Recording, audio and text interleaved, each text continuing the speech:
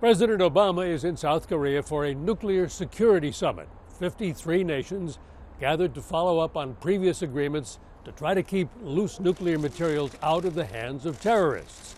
Now, in theory, this meeting has nothing to do with the fact that North Korea, right next door, has nuclear weapons.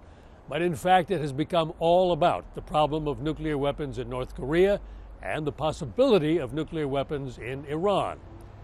North Korea had said that it would return to the bargaining table to talk about its weapons, and the U.S. had said that it would begin to resume food aid shipments to North Korea.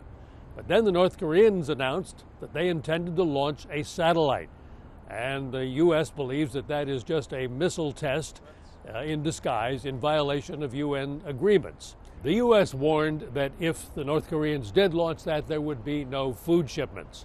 The South Koreans said that the North Koreans actually moved their missile onto the launch pad. In a speech today, President Obama addressed the leaders of North Korea directly.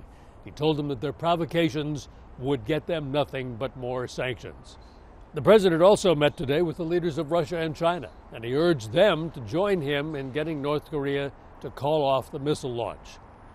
Yesterday, the president visited the demilitarized zone, that border between North and South, where presidents before him did as he did, looked across the land which divides two nations still technically at war almost 60 years after the ceasefire.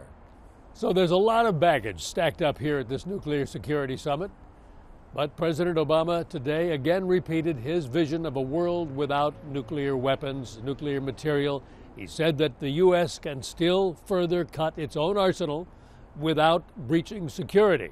And that is something that is likely to be challenged by his political opponents at home. Bill Plante, CBS News, with the president in Seoul.